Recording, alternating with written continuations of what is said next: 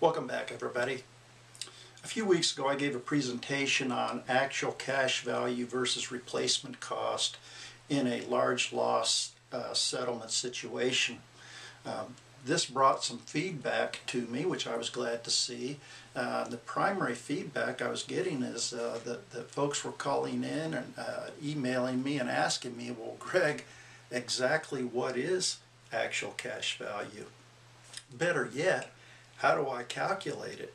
Now, when it comes to the settlement situation, that actually becomes the $64,000 question, and it's one of the biggest problems in the property loss adjusting part of the settlement process, and that is settling on an actual cash value basis. Now, when you go into your homeowner's policy, there's various definitions to help policyholders understand what the contractual language means.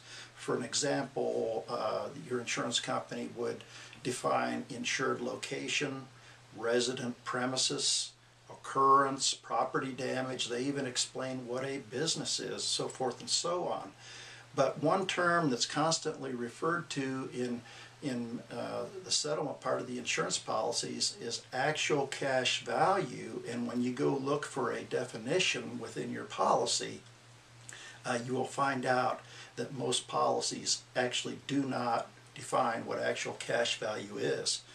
This is why this term has went to the courts over periods of time to figure out what actually is actual cash value. So when insured claimant is asked to give the actual cash value of the items they intend to claim, they have some kind of a definition to go by. Now, the courts have said this: there's basically three tests of how to calculate actual cash value. Fair market value being one of those tests, which is a willing buyer and a willing seller get together in a free marketplace, and whatever a willing buyer is willing to pay, that's the fair market value. This could be anything from examples of this might be a garage sale or going to your Goodwill store and things that are on the rack. Those would be fair market value type items. Now, replacement cost, actual cash value, could be defined as replacement cost minus depreciation. One of the big problems we get into here is how do you actually depreciate a household item? What's the depreciation schedule on a refrigerator versus a television set versus a kitchen table? So this becomes very problematic for the insured under this type of a definition to determine what actual cash value is. So it becomes very confusing. Another definition could be the broad evidence rule, which comes from courts, and this is really just kind of a combination of number one and number two. So it's kind of a guessing game, kind of somewhere, if you hit it in the ballpark, somewhere in this broad range right here, we can determine that as actual cash value.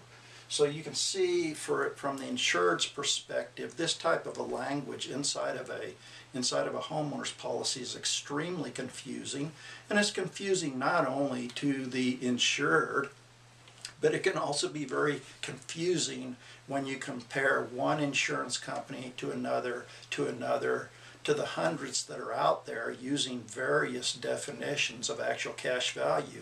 One that I come across when it comes to the settlement situation that I kind of like, actually is in my own homeowner's policy, is the loss settlement for personal property.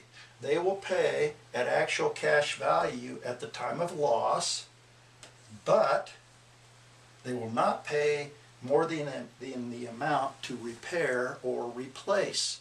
In other words, you come up with an actual cash value, which is really somewhat of an arbitrary number. Then the insurance company starts you out with a check for actual cash value. You go out and either repair or replace the items, and if you have a whole house full of items, you can see that this is going to be a very big project. You take the receipts back to the insurance company, and they will write you a check for the difference as long as it does not go past the maximum coverage within your policy. Again, I hope this has just been a little more help to help you understand how your policy works. Look forward to seeing you the next time.